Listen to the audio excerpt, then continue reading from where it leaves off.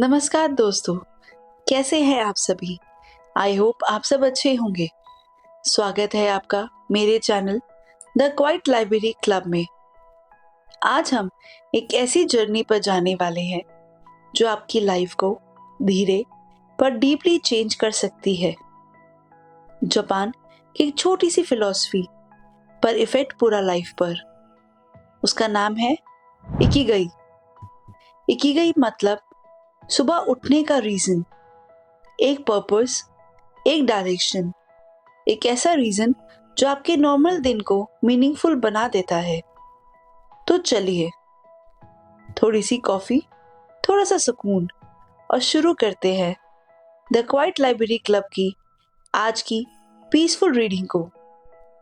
Japan का एक island है जिसका नाम है ओकिनावा। दुनिया का सबसे पीसफुल और लॉन्गेस्ट लिविंग प्लेस है।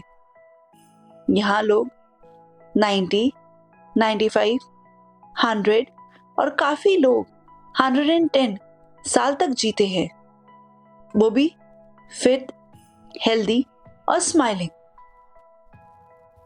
ऑथर एक 102 ईयर ओल्ड लेडी से पूछते हैं, आप इतनी लंबी लाइफ कैसे जीती हो। वो मुस्कुराती हैं और सिर्फ एक लाइन बोलती हैं, मैं हर सुबह इसलिए उठती हूँ क्योंकि मुझे पता होता है आज मुझे क्यों जीना है। और इसी को कहते हैं जापान में इकिगाई। इकिगाई बेसिकली होता क्या है दोस्तों? इकिगाई कोई बिग अचीवमेंट नहीं, कोई फैंसी गोल नहीं। ये एक छोटा सा रीजन होता है जो हमारे दिन को डायरेक्शन देता है। इकिगाई 4 चीजों का इंटरसेक्शन होता है। पहला, आपको क्या पसंद है। दूसरा, आप किस में अच्छे हो। तीसरा, दुनिया को किस चीज की जरूरत है। चौथा, और जिसमें आप अर्न कर सकते हो। जहां ये 4 लाइंस मिलती हैं वहीं बनता है आपका इकिगाई। जापानीज लोग इतना लंबा जीते कैसे हैं? ओकिनावा के कुछ लोग कुछ कॉमन हैबिट्स फॉलो करते हैं। पहली, वो रिटायर नहीं होते। उनकी लाइफ का मोटो है, काम है तो एनर्जी है। वो हमेशा जब तक जीते हैं वो काम करते रहते हैं। सेकंड, हरा हर्ची बू। खाने से पहले वो एक लाइन बोलते हैं, हरा हर्ची बू। इसका मतलब ओनली 80% पेट भरो, बाकी 20% पेट खाली रहने दो। इससे बॉडी पर एक्स्ट्रा स्ट्रेस नहीं होता और उसकी एनर्जी सेव होती है। थर्ड, मोई, कम्युनिटी सपोर्ट। उनकी लाइफ में एक लाइफ लॉन्ग फ्रेंड्स ग्रुप होता है जिससे उनको अकेलेपन का स्ट्रेस नहीं होता और उन्हें हमेशा लगता है कि कोई ना कोई उनके साथ जरूर है। Fourth, natural movement. जिम नहीं, पर रोज की gardening, walking, cleaning, simple movements जो आप रोजाना अपने आसपास कर सकते हो, और वो सब चीजें आपको एक लंबी जिंदगी जीने के लिए हेल्प करती हैं। Fifth, presence means mindfulness. वो हर काम ध्यान से करते हैं, जल्दी में नहीं, ना किसी स्ट्रेस में। अपना इकिगाई कैसे ढूंढें? इस बुक के हिसाब से इकिगाई फाइंड करना मुश्किल नहीं, बस क्लैरिटी चाहिए। वो कैसे? आप अपने आप से 4 क्वेश्चन जरूर पूछें। फर्स्ट, मुझे क्या पसंद है। सेकंड, मैं किस चीज में नेचुरली अच्छा हूं। थर्ड, दुनिया को किस स्किल की नीड है। फोर्थ, जिसमें मैं पैसा कमा सकता हूं। इन सब का ओवरलैप मतलब इकिगाई।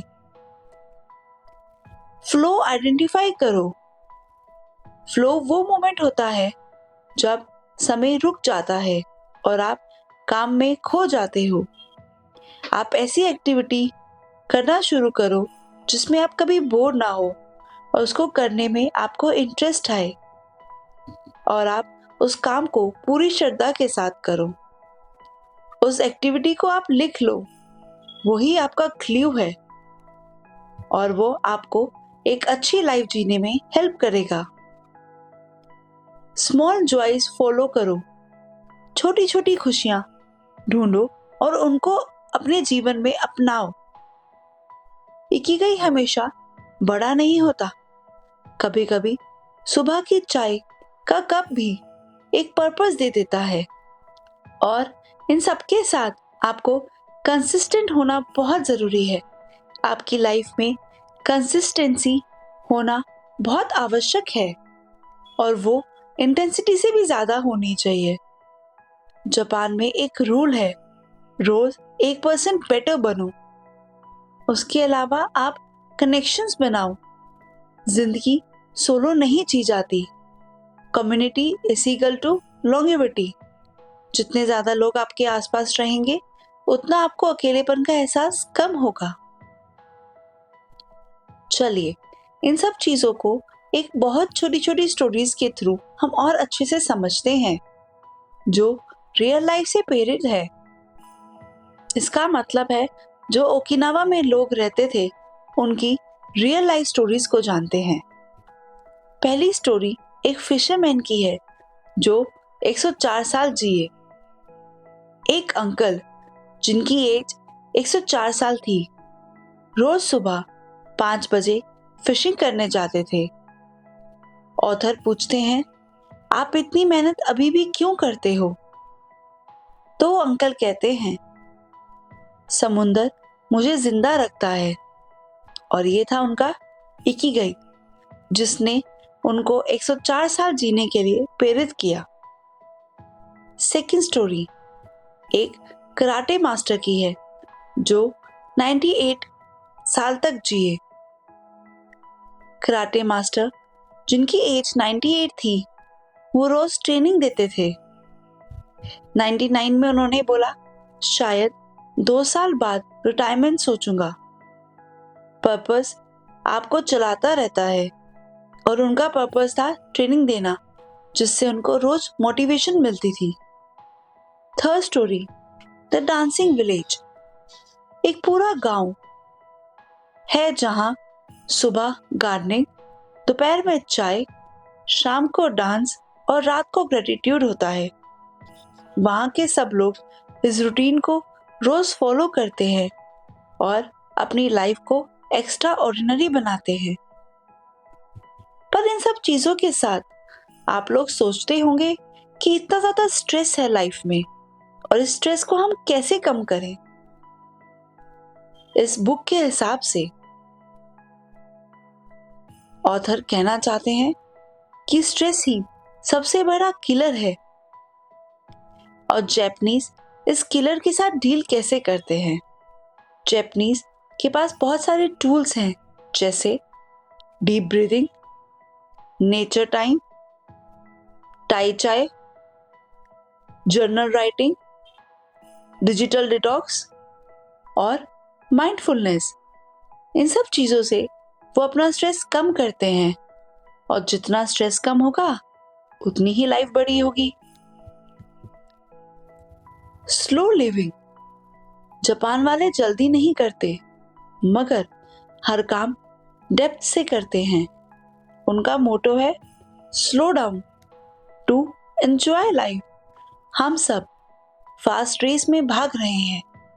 इकिगाई हमें सिखाता है कैसे रुककर जीना है और इन्हीं सब चीजों से बनती है एक बहुत ही खूबसूरत, हेल्दी और लॉन्ग लाइफ, जिसमें आप कभी बोर नहीं होते, कभी स्ट्रेस को हावी नहीं होने देते। तो फाइनली ये बुक कहना क्या चाहती है? ये फाइनली बुक कहना चाहती है कि अपना पर्पस फाइंड करो, छोटी हैबिट्स फॉलो करो, स्ट्रेस कम करो, कम्युनिटी बनाओ, लाइफ को धीरे जियो और डेली स्मॉल जॉयज अप्रिशिएट करो। ये सब मिलकर बनता है एक लॉन्ग, पीसफुल मीनिंगफुल लाइफ। अगर आपको ये जर्नी पसंद आई हो तो the quite library club channel को ज़रूर सब्सक्राइब करें, फॉलो करें और अपने दोस्तों के साथ शेयर ज़रूर करें और कमेंट्स में बताएं आपको क्या लगता है, आपका इकिगाई क्या हो सकता है। मैं आपके कमेंट ज़रूर पढ़ूंगी। मिलते हैं नेक्स्ट बुक के साथ। तब तक breathe slowly, live mindfully and discover कि आपका अपना इकिगाई क्या है। धन्यवाद।